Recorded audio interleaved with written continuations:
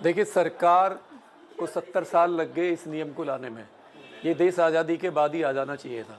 जब से देश आज़ाद हुआ है, इस देश में आज़ादी से पहले भी, आज़ादी से बाद भी SC, ST, OBC पे, ख़ास तौर से SC, ST को जानवर की तरह रखा गया। उसके सारे अधिकार, उसके सारे जीने के साधन, संसाधन सब पे कब्जा किया गया और आज भी उसको दोयम दर्जे का ही आदमी इस देश में माना जाता है। सवाल ये है, जब हमारे बच्चों की हत्याएं होती हैं यूनिवर्सिटी, मेडिकल कॉलेजों में और आए दिन संस्थानों में, जब उसके साथ जातिगत भेदभाव होता है तो सारा समाज, ये जो स्वर्ण समाज, अपर समाज, जन्नत समाज है, ये सब साइलेंस हो जाता है। लेकिन जैसे ही इस देश में जब भी या तो कोई संविधान के रास्ते से या कोर्ट के रास्ते से या सरकार के रास्ते से जब भी कभी न्याय मिलने की बात होती है हमारे लोगों को, SC, ST, OBC को, तो ये तमाम लोग जो ऐसे जो लोग हैं, जो मनुवादी सिस्टम के लोग हैं, जो मानवता में विश्वास नहीं करते, चंद मुट्ठी भर लोग, करणी सेना जैसे संगठन हैं, ये 4 आदमी लेके रोड पे आ जाते हैं और ये लोग विरोध करते हैं। सवाल ये है, इनके साथ में इनकी जो ताकत है वो मीडिया है, जो मेन स्ट्रीम मीडिया है वो इनको फॉलो करता है, दिखाता है। और जिस तरीके से आज जो स्ट्रीम मीडिया है, आप देखिए 4 दिन से एक ही बात हो रही है, सारे मीडिया के पेट में दर्द हो गया, क्योंकि मीडिया में कौन बैठे हुए हैं? मीडिया में एक ही लॉबी के लोग बैठे हुए हैं। उसमें ना SC है, ना OBC है, ना कोई माइनॉरिटी है, पूरे जनरल वाले बैठे हुए हैं। लेकिन कुछ लोग कह रहे हैं कि UGC वापस करवा के मानेंगे, सड़क पर उतर जाएंगे हम। देखिए क्या है, वो चंद मुट्ठी भर लोग हैं, वो मुट्ठी भर लोग हैं। और ये जो जिनके फेवर में बिल आया है वो 80% लोग हैं इस देश के अंदर, एक हाथी के समान है। अगर वो रोड पर उतरे और अपने अधिकार के लिए लड़ाई लड़ी उन्होंने, जैसे पहले आपने देखा होगा 2 अप्रैल को देखा आपने, SC, ST एक्ट में देखा, लोगों ने चक्का जाम किया, रिजर्वेशन में देखा आपने, 3 काले कानून में देखा आपने, तो सब जो कृषि कानून थे, जब जब SC, ST, OBC रोड पे उतरा है तो ये सरकार और ये समाज घुटनों पर आई है। सवाल ये है, ये भूल गया है कि आज जो मनुवाद इस देश में जिंदा है वो केवल OBC, SC, ST की वजह से जिंदा है। उनके घरों में आज जो चूल्हा जल रहा है तो OBC की वजह से जल रहा है, नहीं ये लोग भूखे मरेंगे। जातिवाद इतना हावी है इस देश में। एक मैं आपको घटना बताता हूँ, 2010 में भारत के नंबर 2 मेडिकल कॉलेज हॉस्पिटल जो सफदरजंग है, उसके अंदर 2010 में 35 बच्चों में से 25 बच्चों को सप्लीमेंट्री दे दिया गया, फेल कर दिया गया। SC, ST के बच्चों को, जो मेडिकल, जो MBBS के प्रथम उसके थे, और फेल करने वाले 4 डॉक्टर थे, जयश्री भट्टाचार्य, मतलब राजगुप्ता डॉक्टर, और जी उसमें डॉक्टर एक, मतलब 4 डॉक्टरों में से इन्होंने पूरी तरीके से उन बच्चों को फेल किया। डॉक्टर शोभा दास, 4 डॉक्टरों ने उन बच्चों को फेल किया और उनको कहा कि आप नेक्स्ट, मतलब उसमें क्लास में, सेमेस्टर में नहीं जाओगे। तो जाति के आधार पर सबसे बड़ा स्कैंडल था 2010 का सफदरजंग का। उसके बाद में SC, ST कमीशन में जाता है मामला, हाई कोर्ट में जाता है, और वो बच्चे हाई कोर्ट की निगरानी में, PL पुनिया की निगरानी में वो द्वारा देते, एग्जाम देते हैं और टॉप क्लास से पास होते हैं। सवाल यह है, वो सफदरजंग का एक मामला था 2010 में। उसके बाद में पायल तड़वी की हत्या होती है, रोहित विमला की हत्या होती है, अभी हमारी पल्लवी बेटी की हत्या होती है हिमाचल में, उसके बाद में हमारे एक उसकी बच्चे की इंजीनियर की हत्या होती है। सवाल यह है, ये हत्याएं और ये शोषण आए दिन देश में बढ़ता जा रहा है, ये रुक नहीं रहा है। तो UGC को लगा, वो भी सुप्रीम कोर्ट के आदेश पे, आदेश तो सुप्रीम कोर्ट ने दिया था कि जाओ देखिए, डाटा तैयार करो कि 2012 से लेकर आज तक कितने अपराध घटे हैं या बढ़े हैं। लेकिन 118% का डाटा बढ़ गया।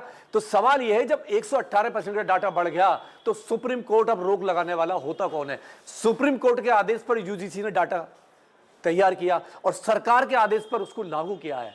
तो इनके पेट में दर्द कहां है? सवाल यह है कि जब जब इस देश में हमारे लोगों को न्याय की बात होगी, हम अपने अधिकार की बात करेंगे, तो ये जो मनुवादी लोग हैं इनके पेट में दर्द होगा और ये रोड पे आएंगे। जात पात की करो विदाई, हिंदू भाई भाई, तो आखिर क्यों विरोध कर रहे हैं UGC? सवाल यह है कि इस एक UGC के बिल ने, नियम ने इनकी सबकी कलई खोल दी है।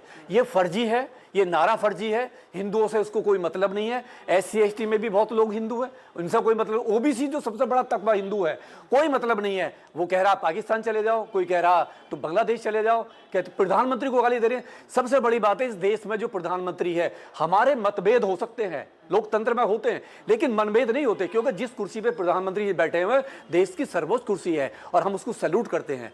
सवाल यह कि आज प्रधानमंत्री को आप तेली कह रहे हो, आप गाली दे रहे हो, आप कह रहे पाकिस्तान चले जाओ, कोई कह रहे मार देंगे, तो ये कौन लोग हैं? ये ये ना तो प्रधानमंत्री के हैं, ना राष्ट्रपति के, ना ओबीसी के, ना एससी एसटी के, तो कहां से आए हैं ये लोग? ये लोग केवल नफरती लोग हैं, ये नफरत की भाषा जानते हैं।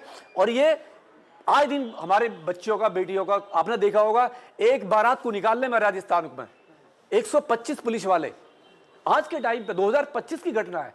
तो इस देश में जब तो हिंदू हिंदू की बात कर रहे हो और 125 पुलिस वाले उस बारात को निकालते हैं, तो शर्म के मारे डूब मर जाना चाहिए ऐसे लोगों को। हिंदू राष्ट्र बनाने की बात कर रहे थे कुछ लोग, और वो लोग यूजीसी आने पर विरोध कर रहे हैं, उनको बारे में क्या कहेंगे आप? उनके मुंह पे जोरदार तमाचा है। ना तो वो हिंदुओं के हैं, ना राष्ट्र के हैं, ना देश के हैं, ना किसी मानवता के हैं। उनका किसी बहन बेटी से कोई मतलब नहीं है, किसी हिंदूवाद से कोई मतलब नहीं है। वो फर्जी लोग हैं, वो इंसान भी नहीं है, वो एक जानवर है, और वो एक साइको लोग हैं। कौन? वो ही लोग जो बात कर रहे हैं कि हिंदू हिंदू भाई भाई, और आज वो हिंदू का विरोध कर रहे हैं, आज उसी हिंदू का वो कर रहे हैं विरोध। तो हम अपील करते हैं राष्ट्रपति से, सुप्रीम कोर्ट से, हम अपील करते हैं देश के प्रधानमंत्री से कि ऐसे लोगों को, जो प्रधानमंत्री को गाली दे रहा हो, राष्ट्रपति को गाली दे रहा हो, जो देश के गृह मंत्री को गाली दे रहा हो, तो उनको राशुका लगे, एनएसए लगे, उनको आजीवन कारावास जेल में डाला जाए, और उनके मकानों पर बुलडोजर चलना चाहिए। योगी जी से अपील है हमारी कि दिखाइए बड़ा दिल। लेकिन सुप्रीम कोर्ट में अपील के बाद आज सुप्रीम कोर्ट में अभी जो सुनवाई हुई है उसमें उसको 19 मार्च तक रोक लगा दिया गया। देखिए, सुप्रीम कोर्ट ने कहा कि इसमें कुछ बदलाव कीजिए। सुप्रीम कोर्ट ने कहा कि ये थोड़ा सा बदलाव कीजिए। बिल तो उनकी मांग हाँ, नहीं, थोड़े से में ये नहीं होगा। पहले अगर वो पढ़ लेना उसको ठीक से, उन्होंने पढ़ाई नहीं है। जो 10 लोगों की कमेटी है, उसमें जो सेंटर बनेगा, इक्विटी सेंटर जो बनेगा, 10 लोगों में जो 7 लोग हैं वो जनरल के हैं, मात्र 3 लोग एससी एसटी ओबीसी के हैं मेंबर उसमें। जब 10 लोग ही जनरल के हैं, और देश में बीसी कितने हैं? हमारे देश के अंदर 1100 यूनिवर्सिटियां हैं, कम से कम 1100 लगभग, मतलब उसकी मिला प्राइवेट भी और जो गवर्नमेंट की मिला के, एक यूनिवर्सिटी में भी, एक में भी मात्र ना एससी है, ना एसटी है, ना ओबीसी चांसलर है, सारे के सारे अपर कास्ट के हैं। तो डर किस बात का? सारे संसाधनों पर तुम्हारे कब्जे हैं। हमारी जो सेना है, 3 सेनाओं के जो चीफ हैं, कौन है वो लोग? वही लोग जनरल के बैठे हुए हैं। मीडिया में 99% एडिटर कौन है, मालिक कौन है, रिपोर्टर कौन है? जनरल के बैठे हुए। तो किस बात का डर? सारे संसाधनों पर तुम्हारा कब्जा है, उसके बाद में तुम्हें डर लग रहा है राष्ट्र में? नहीं, हिंदू राष्ट्र की बात। बच्चों की लाइफ खराब हो जाएगी डर के। देखिए, अगर मेरा बच्चा रेप करेगा तो गुनाह का अधिकार होगा, सजा का अधिकार होगा। मैं रेप करूंगा तो सजा का अधिकार होगा। अगर कोई जनरल वाला किसी का भी रेप करेगा तो उसको गुनाह का अधिकार, उसको रेप का, उस पर चार्ज लगेगा। अगर कोई किसी को सताएगा, परेशान करेगा, तो उस पर लगेगा। ये तो कानून है। अगर इसको हटा भी दिया जाए, यूजीसी को हटा भी दिया जाए, तो क्या रेप करके बच जाएगा क्या? कल को लगेगा कि यूजीसी का नियम हट जाएगा, कल को रेप करेगा, वो मारेगा, बच जाएगा? नहीं बचेगा ना। कानून तो फिर भी है, कानून तो फिर भी है ना। ये केवल उनके लिए जो अपराधी हैं, और ये अपराधियों को डर लग रहा है। सवाल ये कि जो देखिए चोर है ना, चोरी के लिए भी नियम है, लेकिन अगर सारे देश के चोर इकट्ठे हो जाएंगे और कल को आ जाए पार्लियामेंट में, जी चोरी से हमें डर नहीं, हमें माफी दिलाइए, ये तो वही बात हुई कि चोर चिल्ला रहे हैं, पेट में दर्द हो रहा है। कह रहे जो नए नियम बने हैं इसका गलत इस्तेमाल होगा।